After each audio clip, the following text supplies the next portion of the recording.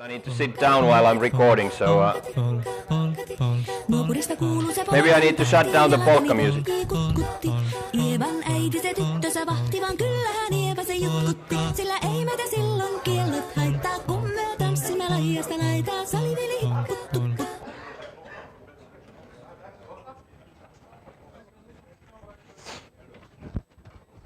So, welcome everyone. I get the dreaded after lunch session. Love it. Hope you're up for it. No? Good. More polka. Yeah. I was almost thrown out of Tech Day Sweden when playing that music. But I had a few feedback saying that Sami is probably the only one who will survive without being thrown off the stage while playing Finnish polka music. So it's such a funny story because it's a song from the 1940s. It's an old Finnish folk song, and then there was another band that you heard here. They re-recorded it in 1980 something, and then 1990 they quit already, and then in 2010 a Japanese YouTube star used this song as a background music for one of his most downloaded video clips. So the band had to do a comeback after 20 years, and they're still touring around the world with this one song, just around the world playing this same song. Also, almost every European country has now done their own version of this song, so you can hear it in different languages. You'll probably hear the song somewhere else as well. I think it's so annoying that I just love playing it before any sessions. It's like my sessions feel a lot better when you hear really poor music before it. So yeah, yeah, exactly.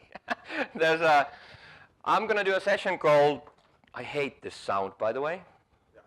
Luke, I am your father. But I guess I'll still keep it on for the recording. So I'm going to do a session called How to Effectively Build Video-Based Learning Material. And as I said, I have a weird setup. I jump around here in different places all the time because I have to sit down while I'm recording.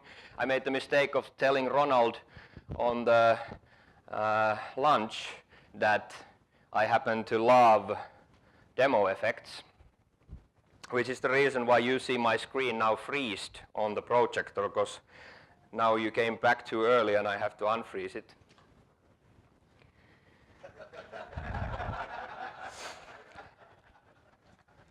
As I said, I need to improvise on my session a bit, maybe hoping a little bit less. You know, there's nothing worse than this that could happen to a speaker on a stage. Just hope, oh shit. And then you luckily press F11 and get out of fakeupdate.net. But I enjoy this so much. I did this in Ignite Atlanta about a half a year ago, a bit more than a half a year ago. It was like so awesome because I had 3,500 people in the room, and first I started the session and I put that on there, and then I got like about half of the crowd. Maybe about like a few thousand people were like, ah, because everyone laughs at the speaker. If the speaker messes up, there's like no one who would be like, oh my God, I feel so bad for him. It must be horrible. But everyone's like, so I had like half. But half was still like, let's see what happens. Then I pressed enter, so it blue screens. And then I got like the rest of the crowd, ah! And everyone's laughing, and there's like press 11, like, hey, got you. Okay, now honestly, I don't even remember if I showed this already in Köln last year, so wasn't even sure. The session, first I'm going to thank the sponsors because I'm quite sure I'll never have enough time to thank them at the end of the session, so let's do it now. And I have to thank Elias or whoever. Maybe Elias should tell us all now who did the actual PowerPoint template. Definitely not me. Okay. Just My first try wasn't good enough. okay. Better the third or the fourth one. I'm just asking because it's had a few conversations going on about the template. I think you got it it's almost correct, you know, it's very close, but you have to kind of morph it, and it is actually perfect. So that's, so thank you for that. Next time I will be glad to review your template first. I couldn't get out of a stage nowadays without talking about Finland, at least to some extent, so now I want to share something from my culture. This time I chose the greatness of Finnish emojis, because there's now an official registration protocol for emojis, so that they can finally get to your iPhones or Windows phones or whatever you're using, and you can register these. So the Finnish people have actually started registering these very early, so we have a few very good ones. This emoji is called Fashionista Finns. We in Finland love wearing sandals and socks.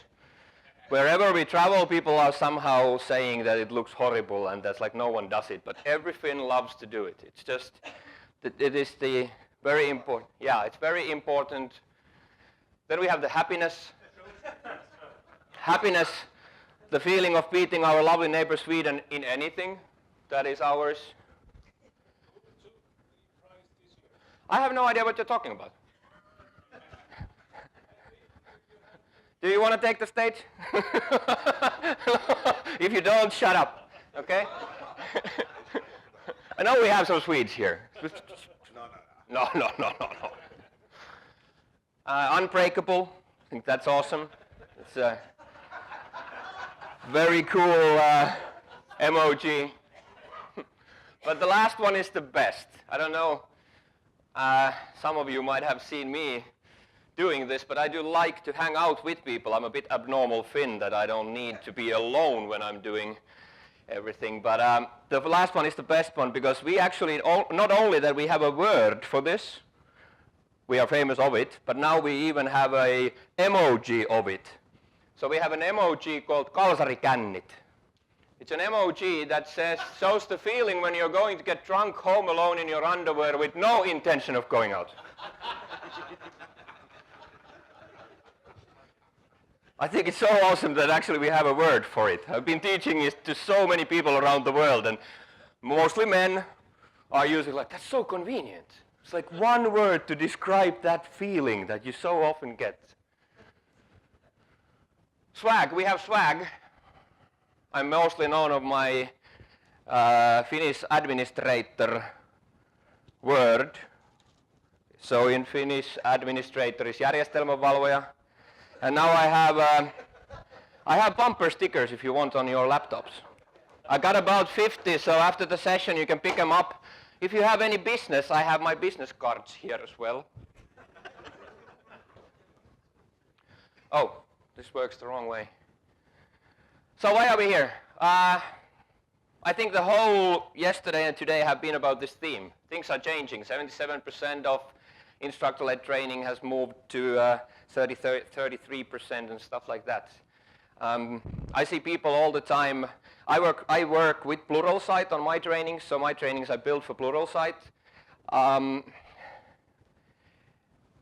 The crazy statistics that there is that there's about 1,800 authors, but 90% of authors never finish more than one course. They do this huge effort of building a course, and then they get some money out of it, which is not as much as they hoped for, and also it just took so much time. Just before me, we had an author in the older sense of authoring, meaning authoring a book, and he said that it took like 8 months or something like that. So many people see these as the same. Building a video, it will represent me. As I'm here to try and tell you that it should just represent a single session that you do about a topic. It's there to replace a session. It's not there to be your trademark, which will be forever there. It's like 2 months and everyone has forgotten it already. You're not getting paid enough for it to be your life's work. But we see this all the time. Everywhere is the problem that people are putting so much work into it. They're totally unsatisfied of the experience because it takes so much effort. And also, don't be afraid of this. I'm pretty sure this will be part of every one of our careers to some extent. People like videos. I do some recruiting consulting as well. So I try to find good candidates for big companies, for IT pro stuff and things like this.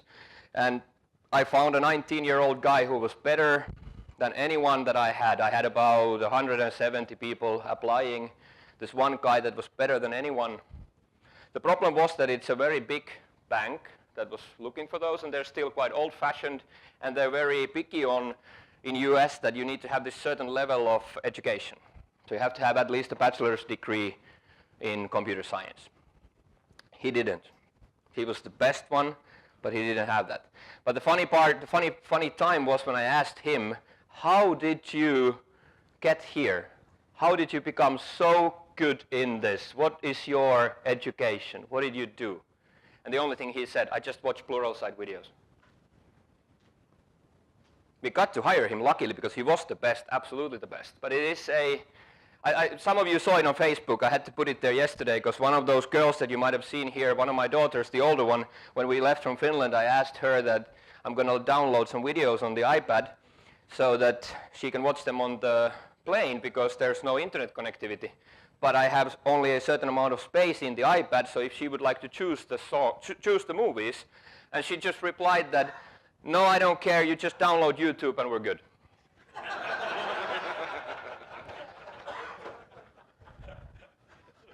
So it's kind of, things are changing. People are learning in different ways. They're totally fluent with the touch-based interfaces and watching videos. They don't care. That it's so much easier not going anywhere physically when you can do it on a video. I teach nowadays successfully. I'm booked until the end of 2018. I'm very happy. But the problem is I can't do it in a single country anymore. I do what I want, I teach what I want, but it requires me to travel every week to a different country to do it. That's how I have enough business. That's how Johan Arvidmark from Sweden has enough business. We don't collide. We have a deal. I don't teach MDT. I don't teach SCCM OSD. I teach Windows operating systems. Paula does this as well, but Paula does security. I'm trying to stay away from security. I teach internals and troubleshooting. Everyone does their own, not more. I used to teach more than 40 different mock courses when I was still working in Helsinki for the training center. Nowadays only 2. Actually cut down to 2 from last year where I was still teaching 4 different courses, but now I got down to 2. So let's start looking at this. Oh my God, it's totally wrong.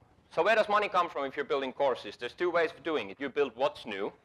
That would be what's new in Server 2016. That's like preparing for a exam course. That's very current now.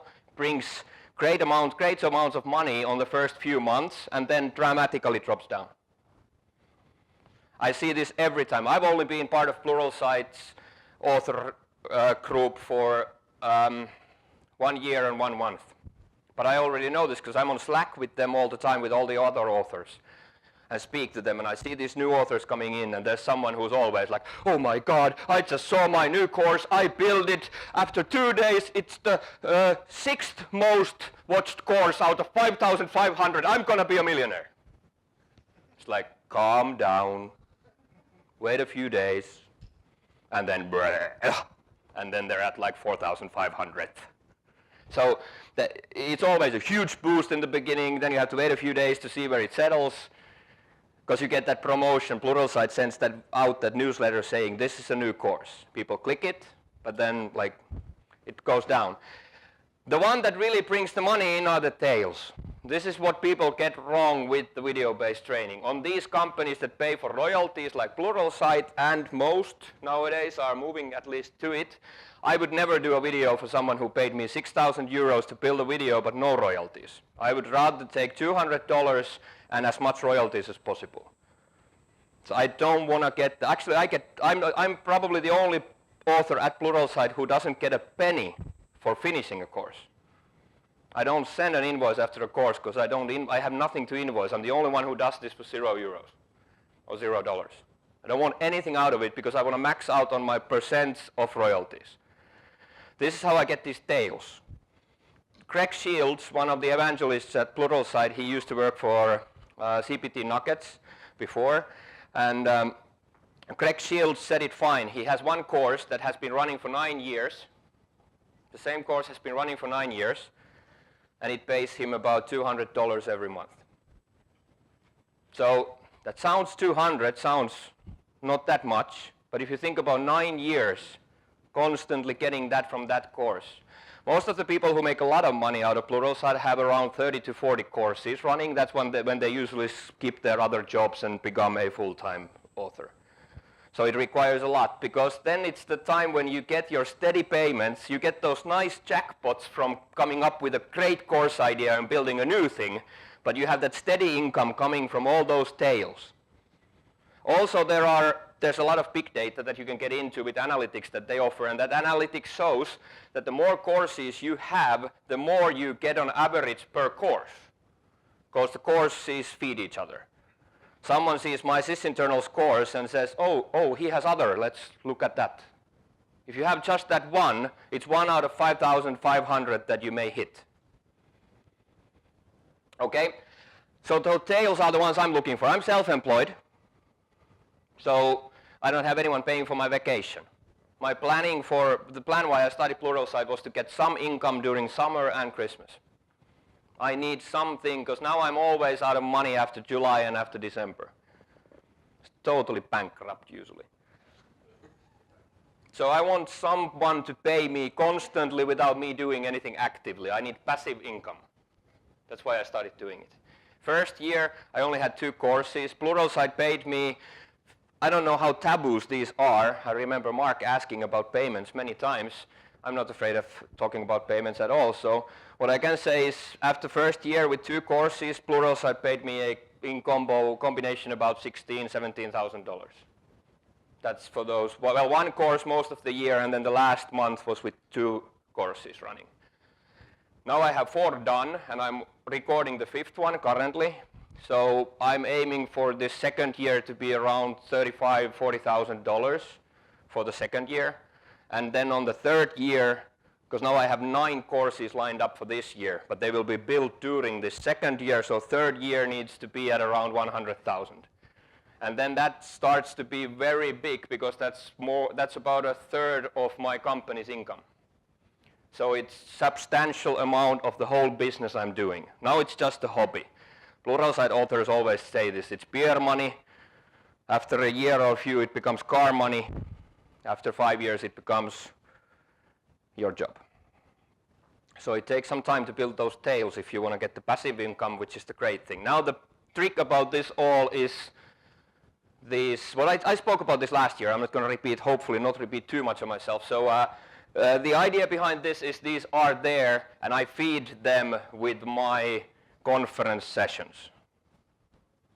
I have a full database of my previous students, and I know that I have students on an average of 1,000 people in a room to listen to me. I get 1 people in the classroom on an ILT, instructor-led training course, 1 person per 1,000 heads. So for those 3,500, I had a combination of around 10,000 people watching my sessions at Ignite, and I had 10 people coming. It's always been like this, and it still seems to be the same.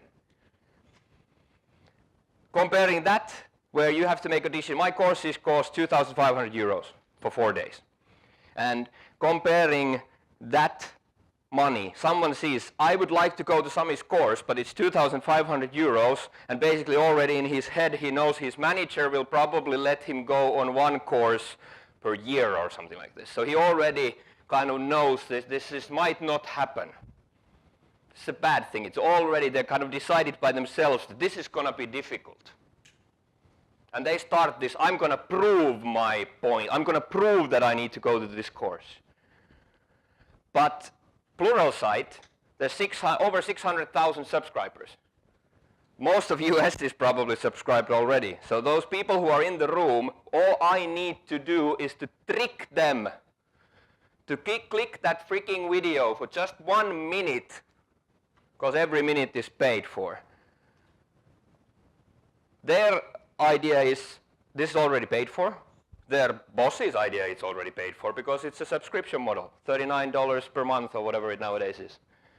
So easy to have them just watch my stuff for a few minutes rather than making them do this huge commitment of thousands of euros. And at the end of the day, makes me a lot more money by this. Hopefully in the future, even more. Now, this is one of the important ones. It's not a book, honestly. When I started thinking about, first I thought, this is cool. I want to learn how to do this. I think people are, this is so cool. I need to do videos so I can reach more people. But then when I started seeing all the things happening, in US this started by me teaching empty rooms. I was very annoyed about the fact that US is the only place where I've been teaching empty rooms a lot. Because everyone is online. No one wants to come to the course center. It's just empty seats. It feels ridiculous talking to yourself for 4 days in an empty room. So that was like the first thing that really hit me. Is like, okay, now I need to offer everything online. I don't do any course that I don't offer online possibility of joining. Because that's how I get my... The only thing that blocks me are time zones. I don't do country-based training. I do just time zone-based training. I aim my sessions so that I can reach New Yorkers very early in the morning and then the Eastern Europe very late at the night. Try to fit something in between that. It's about time zones. It doesn't matter where they are. My labs are all online anyway. Everything's in Amsterdam nowadays. So it's on a server running Hyper-V and everything's there. So I'm not like tied to anything else except time. That's the only thing that I have to, that really matters to me. Now, when I started thinking I need to go this way, I saw that people are using videos a lot more, and then I decided this will be a big part of my business. Then I decided that it can't take this much time. I did my first video and I was so stressed out, and it took me probably 2 months to finish it. It's like way long. And then I saw a session at Tech Mentor in US, and Greg Shields did a session on how to build material, exactly like this title, very close to this title. He did a session and he said one thing that changed the whole thing for me was, if you want to make money, you build courses so that you aim at the lowest level that will go through the review. Don't do anything more than what's accepted.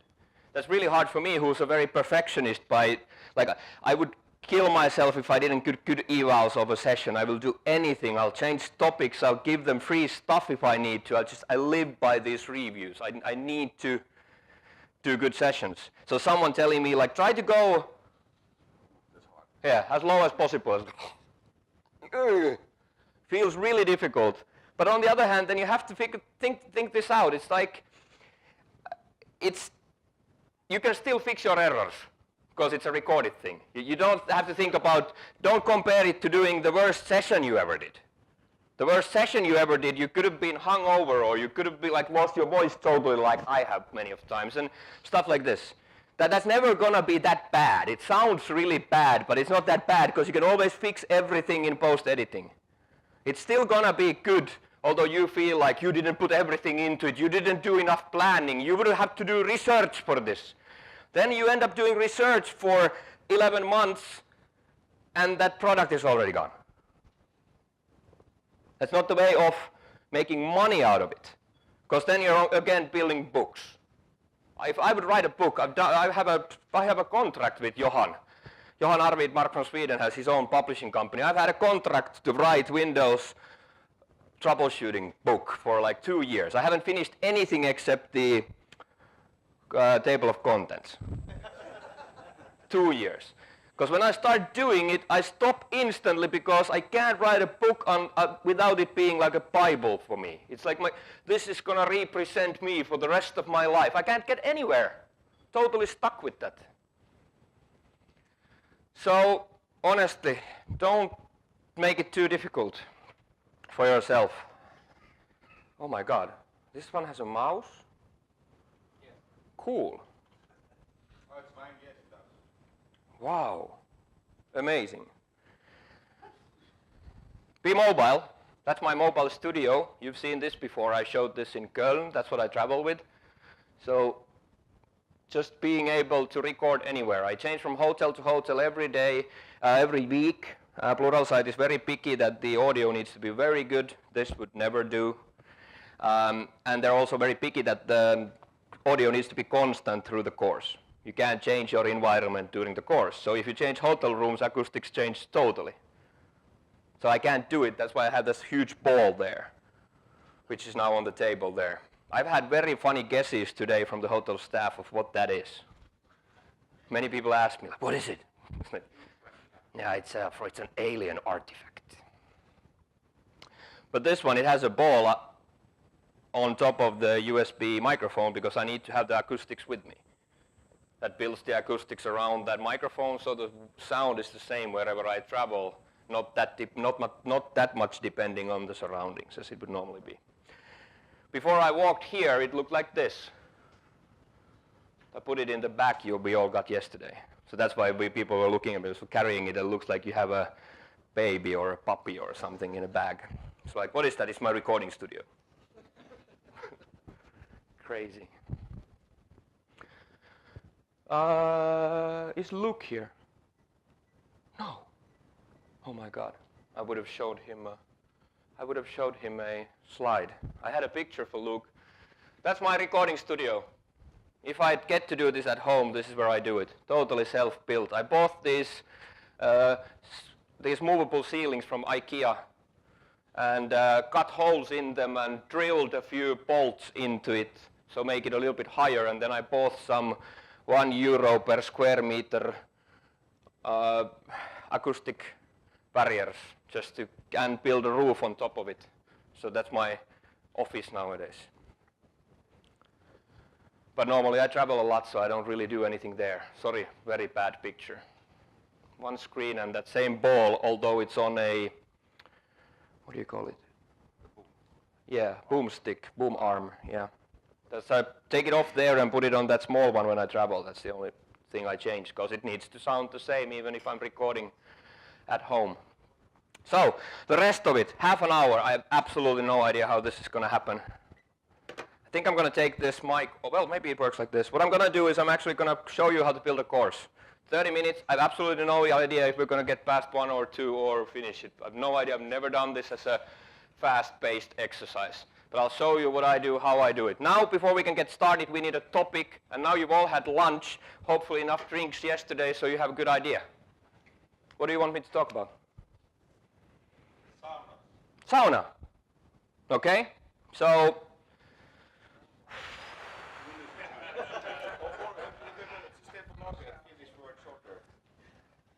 yeah, Systembolaget versus Alko. Those are two liquor stores, Swedish and Finnish. That's good. Okay, let's build a Pluralsight course on Alko versus Systembolaget. Oops. So what we have to do is, first of all, we have to write a proposal and get a contract signed, okay? So let's see this. I got a course template here from them, and we have a course proposal template, which is a Word template that I have to fill in. So we will do this will be called Alko versus Systembolaget, okay? Author, Sami Laiho, level, entry, 100, duration, 5 minutes. Remember, an average course is about 1 hour or 1.5 hours. That's also something people get totally wrong. They build their first Pluralsight course and it's like 18 hours. So they spend like 2 years in building it. No one will go through that. Instead of that, you should have built 18 courses and get a lot of money. You won't get that with that one course. That's just build shorter courses. It's just, I've learned that as well. Industry tag, okay? Sauna, probably. Heat, liquor, alcohol, probably totally registered tags at Pluralsight's official system, I'm quite sure. Audience profile, global. Everyone needs sauna anyway. Everyone loves sauna anyway. Abstract. Oh, sorry, why am I talking about sauna? Forgot the topic. Abstract. Finland is blamed for Palmed. blamed for having the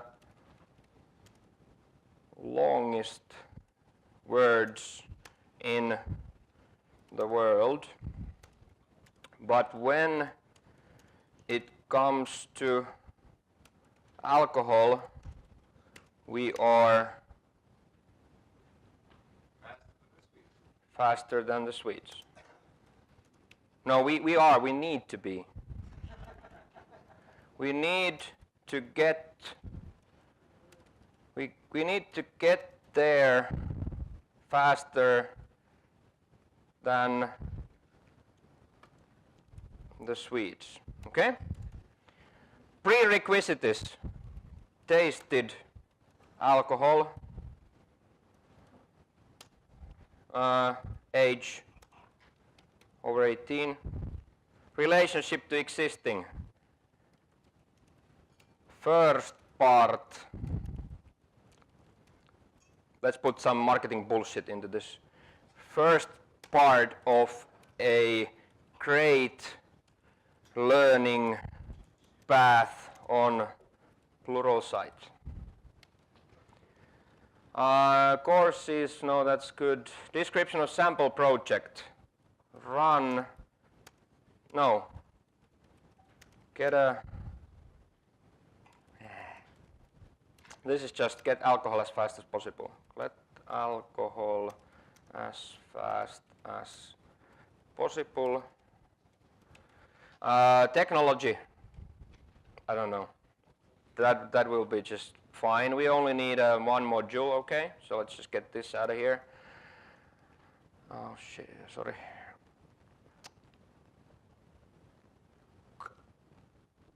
Why doesn't that delete? Yeah, because you're locked outside. You know that there is a plural side course for I know. Yes, I can. Okay, so the module title needs to be in title case, maximum 65 correct, so that means alco versus will be a very short one, so no big letters. Alco versus system bolaget. Did I even spell it correctly? Yes. Because I've never written it, I've only said it many times. But so alco versus Systembolaget, concepts, the difference between Finnish and Swedish liquor stores. Demo description, oh my god.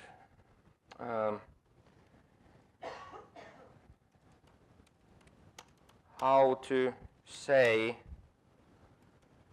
liquor store in different Scandinavian languages.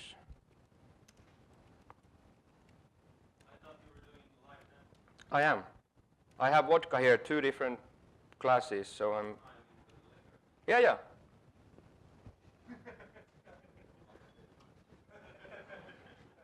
How long will this take? This will be, sorry, this will just be max 5 minutes, okay? And I'm quite sure a lot shorter. Okay, so that would be the step.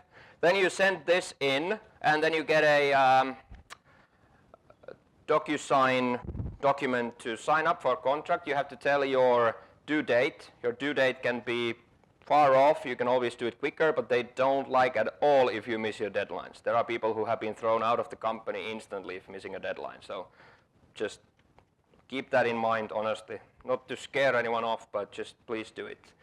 Then we have a course name, and we have a kind of a course template as well, but now let's see what else we do. Write proposal, build slides, oh my god. I'll show you a few examples. What I do is I don't take any money for building slides. Why? For finishing the course. Why? Because I do this. These are slides that I have actually sent to Pluralsight. I'll show you this. Core concepts of the Windows operating system. So this is from a sysinternals course. This is what I do. Write down things I want to have on the slides. Topic, bullet points. This is what I need on a slide. This is what I need on a slide. This is what I need on a slide. I draw them with my pen on my Lenovo. Build nice things like this, okay? Those are processes and their kernel mode and user mode memories, okay? Some of these look very good even after me. This one I stole from a book. no idea how to make this look cool, but this is what it needs to have. Then I have another topic. This is from a book, Windows Internals, can't use it, it's copyrighted. And then I have a demo slide. This is exactly as I send it to Pluto site, and it comes back from their graphics designer. Because I use my finishing the course payment to pay for their graphics designer, okay? So he makes it look like this.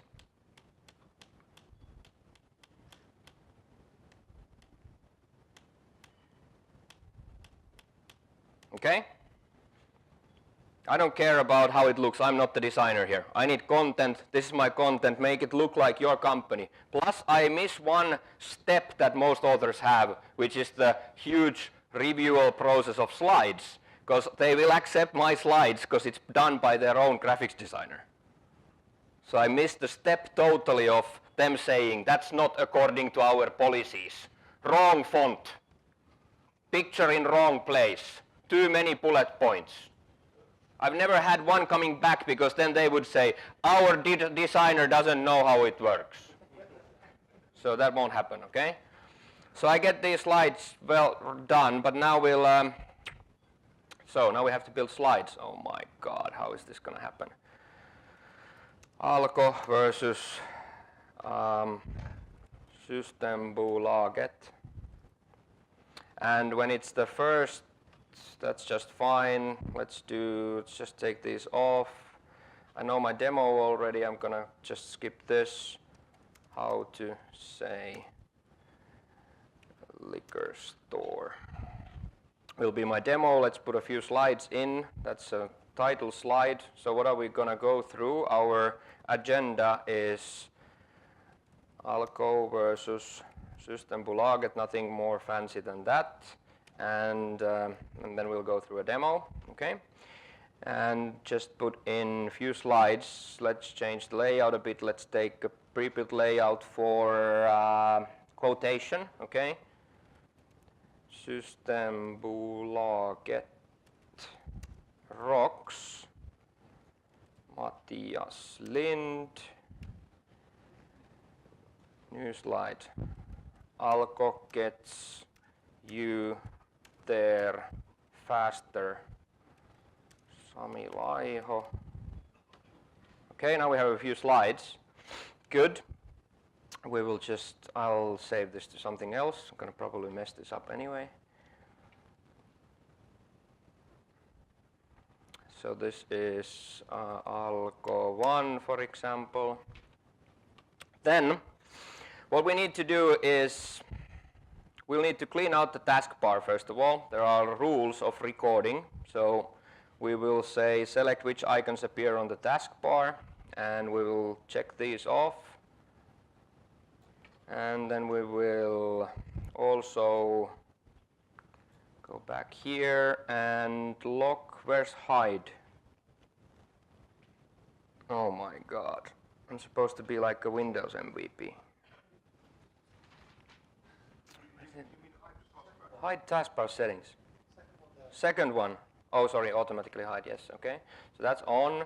That's quite good. Now, one big fault might be that you missed this. So you have your clock here. Clock can't be visible, but I'm going to leave it here because I'm going to show you some post-editing. So I will intentionally forget to remove these icons here, and also I forget to remove the clock, okay? But that's now intentional because I want to show some post-editing as well. So let's just do this. And actually, while talking about that, we don't even have to do this. We can have that off.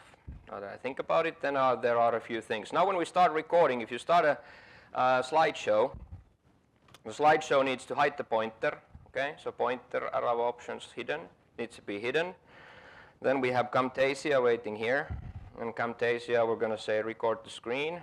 Now the problems start, because I need to get this done. So what I'm going to do is, I hope I'm going to get the picture back to you ASAP. It's just unplug the cable. Hope it stays there. Okay. What we're going to do is we're going to record the full screen actually. Here we go. Full screen recording. Now audio is on, but probably totally wrong. No, it's actually microphone sure digital. That sounds good. I don't want to record system audio. That sounds good. Options, I need to have a certain audio setting, so 44.1 kilohertz, 16-bit stereo. That's good. I also have a saved plural site one, but it's the same. Okay. Then I'll move my point here. Why do I have this weird setup? It's because I need to be able to speak to the mic, but at the same time I need to see my keyboard when I'm doing demos, which means that this is the most horrible position to work at, but fits in an airplane seat, okay? So I can do this wherever I need to, all right? And now let's record. I need 2 seconds first, and that 2 seconds will be, still wondering why this mic picks up so much. Because you have another mic as well, and speakers. Yeah, but I'm not recording anything, so it's just showing that, okay? That's good, because it's just Shure Digital, that's fine.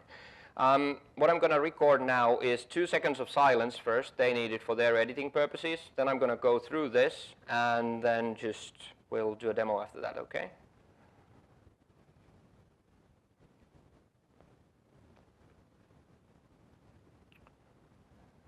Forgot this. Hidden, there we go. Hey everyone, this is Sami. Welcome to my course called Alko versus Systembolaget.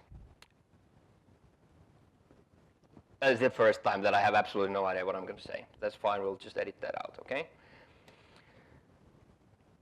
So, what we're going to go through today are a few things. First of all, it's the actual 2 different liquor stores that exist in 2 Scandinavian neighboring countries called Sweden and Finland. There is one called Alko and one called Systembolaget. And then we're going to go through a demonstration on how to pronounce this correctly. And then we'll just go through a short summary. So, the first story goes like this. There was this Swedish MCT called Matthias Lind. And the story tells that Matthias actually has some sort of an idea what alcohol is. But he was so sure that the Finnish have the longest words. For example, what I do on many of my sessions, I tell the story of the administrator, the built-in administrator account of Windows, in Finnish user interface being järjestelmävalvoja. So we tend to do very, very long things. But this is a nice example of, blah, blah, blah, blah, blah, blah, blah. But this is a nice exception to the rule. The liquor store in Sweden is called Systembolaget. I used to travel in Sweden myself, and I went on a ferry, and I only knew 3 words in Swedish. Frukost, varsåvänlig, technically that's a sentence, not word, and Systembolaget. So, and, 4th, rulltrappa. So I knew 4 languages. So that, by the way, that's the liquor store, escalator, breakfast, and please. Okay? But in Finland, this one is just called Alko, which is so much faster, and we make a competition with Matthias, leave from the same line, have a Greek taxi that has to take us to the liquor store, not a Greek taxi. Okay? Let's see who's there first. So, now we're going to do a demonstration. In this next demonstration, I'm going to tell you how to pronounce liquor store in 2 different Scandinavian languages. 1, 2, you need 2 seconds again at the end. Doesn't matter if there's contents in it, you can just quiet it out, but there needs to be 2 seconds of extra recording. And now we have to end this recording, I think F10. Here we go. And, oh my god, I have the Finnish polka song playing behind the scenes. That would have been cool if that would have been recorded. Let's see if we can hear something. That's fine, we'll just edit that out, okay? Okay, that sounds good. So, what we're going to go through today are a few things. Get First a lot of all, of echo, it's at least the in the actual beginning. Let's stop that, save and edit. We'll save it here for Camtasia. This will be Alko, okay? How much do we have time? 15 minutes. Oh my god. Oh, we're way too high on audio. I can see that instantly you start to get an eye on this. There's way too much audio. So there's probably a fault in my audio settings. I'm quite sure it's recording devices and sure microphone levels are 89. That should be down to about 80. That was my first mistake. That's what happens when you're in a hurry. Then we start looking at this. So let's start with this. We have, first of all, this beginning here. You can see, let's just make this a little bit bigger, so maybe you can see a little bit better. Okay. Here we go. Let's first of all, let's cut out this beginning where I'm browsing with the mouse. All right. Try to leave it there. Control X to clear it out. I'll start looking how this is going. I usually want to have headsets. I'll find a place where we have static audio from the background. So if you listen to the audio now. This is Sami. Welcome to my course called Alko versus Systembolaget. It sounds horrible anyway. Let's take a short clip of here. Then you go for audio settings and you go for advanced and say manual noise training on selection, which takes out the background noise. Hey everyone, this is Sami. Welcome to my course called It's Alko really hard to versus hear it from here. Systembolaget. That's why you need to have headsets so you can hear. It's the first time that I have absolutely no idea what I'm going to say. There. Okay. So we're good here. Let's just cut that out. So if we're looking at audio, then should cut that out.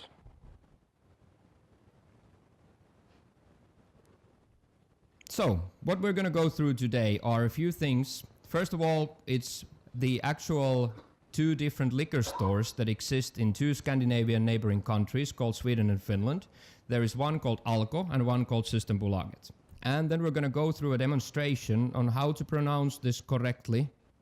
And then we'll just go through a short summary. Okay, way too much space. Let's just first of all cut that out, see how this is doing. So, the first story goes like this. There was this Swedish We're quite good with this. Skip ahead. valvoja. So we tend to do very, very long things. But this is a nice example of, oh sorry. Blah, blah, blah, blah, blah, blah, blah. Okay. Zoom in just to make it easier to follow the audio track a bit. But this is a nice So let's mark this out. This is where I need to be. Let's see if we got a better place here. But this is a Yeah, sure. Let's go here. Easier to use markers here, so just cut that out. But this is a nice exception. That sounds stupid when you have so much empty. Just shorten that out. It sounds a bit more fluent. A nice exception to the rule. Better. The liquor store in Sweden is called Systembolaget. I used to travel in Sweden myself, and I went on a ferry. Make and I personal only stories knew three always words better. in Swedish. Frukost. That sounded a bit weird. Maybe we could just zoom in a bit. See this part. Frukost. Oh, it's just silly. Okay, cut that out. Sounds stupid. Frukost. Varsovänlig. Crazy bad. Varsovänlig. Technically that's a sentence, not word. And Systembolaget. So, and oh sorry, fourth, rulltrappa. So I knew four languages. So that, by the way, that's the liquor store, escalator, breakfast, and please. Okay. I think we've done enough editing. Let's just cut this out here. I'm going to skip a few edits here because I want to show you a bit more. So we're going to get there faster. What is this? Okay. Let's see who's there first. What's that? Okay, that's so stupid.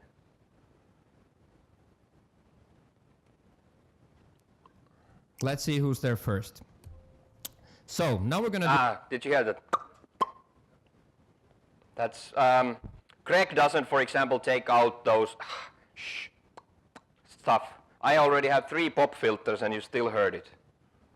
I'm really bad with this because I use possibles which are like an S. when a lot of air comes out of your mouth and goes to the microphone. That's why you have these pop filters. I actually have a dual pop filter, the blue one behind here, and then that's actually also a double one here, so technically 4 pop filters, plus the original on the microphone. So we need to use those a lot. They're very picky on those. So now we're going to do a demonstration. In this next demonstration, Okay, this was fine. Let's see the end of this whole bit here. We need the 2 seconds. So first of all, we need to cut this out. You don't want to have that last slide here.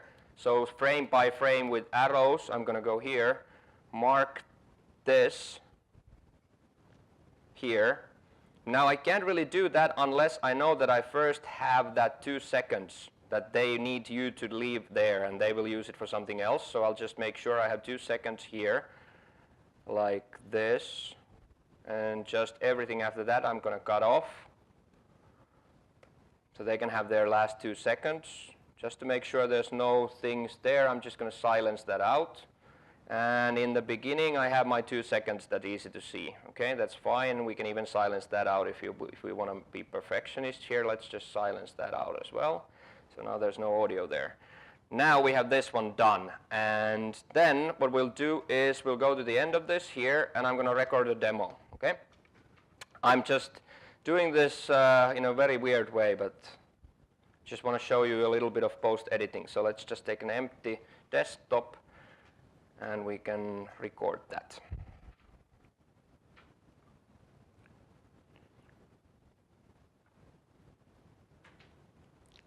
So here, okay, that's recording now, that's fine, and then we'll just keep this here. So in this demonstration, I'm first going to start with Swedish. The Swedish say this as Systembolaget. Is that approved by Matthias? Yes. Okay. And Finnish say Alko. Okay, thank you. It's been a pleasure having you on this great Pluralsight course. I hope you're going to see the next episodes in this great learning path on Pluralsight. Thanks for joining. Bye-bye. Okay, stop recording.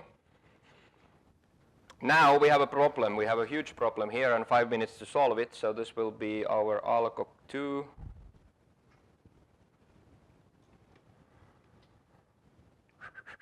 Okay, here we have another one. Let's just, we don't need any time in the beginning here, so we can just, actually I don't even need it here, so that might have been fine just like this. We're going to cut that out, and now we have a big problem, and the bigger problem is the artifacts that are not allowed.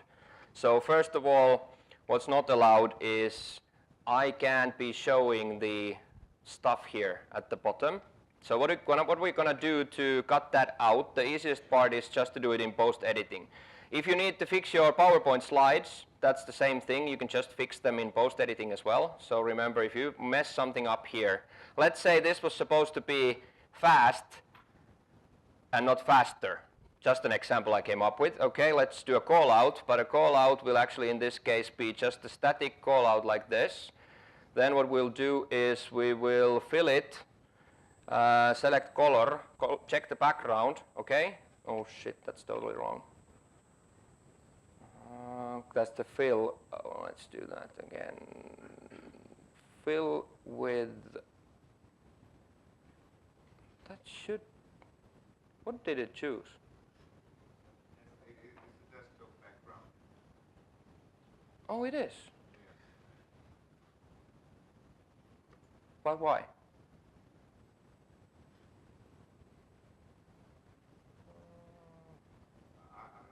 No fill. That's not good. Sorry. Why doesn't it take the up? I think it cannot read the No. I know. this kind of video. Let's do this. Let's do this.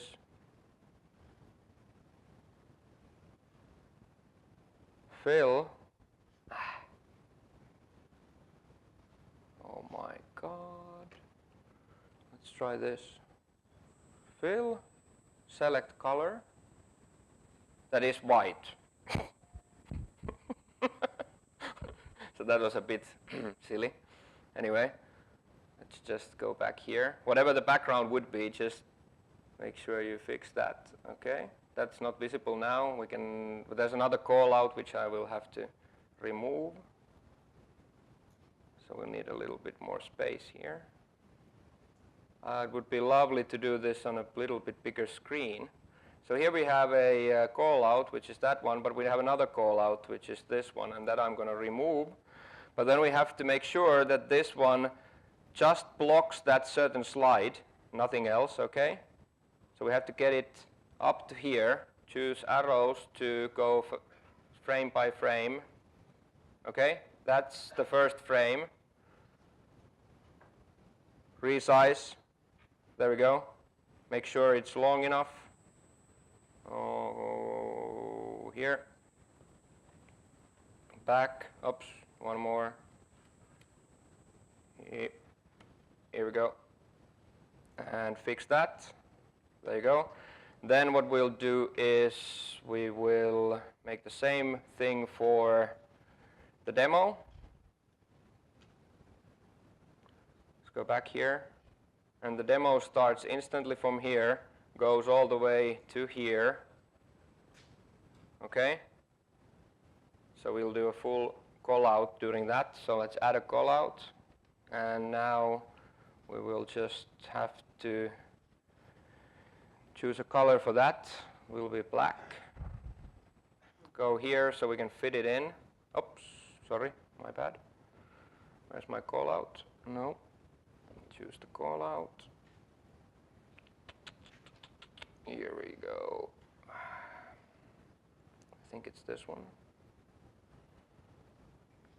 And now that should just let's put it down here. And the only thing that are allowed is this. Okay. So now it needs to spawn here, and it has the wrong color in it, so we'll do black. Okay?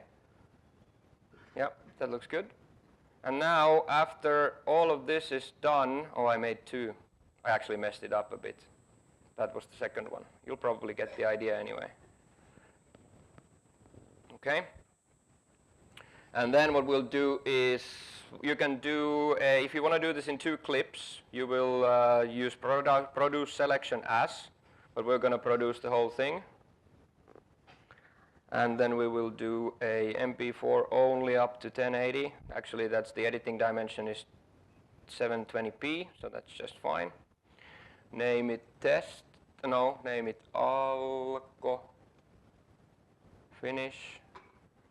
That'll take some time. Now that's not all you have to do. You have to build questions for this, for review questions. So that's something I haven't had time to do. So that's something we miss. And then we also need to do a metadata file. So metadata is here. I use Notepad++, but they have a graphical editor as well. So that's the only thing we're kind of missing now. Author, Sami, title. 1 minute time, we're just there, alko versus Systembolaget. Okay, and we have clips, so we only have two clips. No, we only have one clip, so let's just delete these out. Delete, delete, and customer-facing clip name, alko versus Systembolaget. Okay? That needs to be the same name for this file as well. So that's probably wrong as well. There they use underscores, alko versus Systembolaget. Okay, MP4, M1, it's fine, rename, save, yes. Now please open production folder. Ooh. Alko versus Systembolaget. MP4, cut that out. It needs to be in the same folder as the meta file. Control V, just make last final remarks. In Finland, called Matthias, used to travel in. So, Yes. bye. Bye.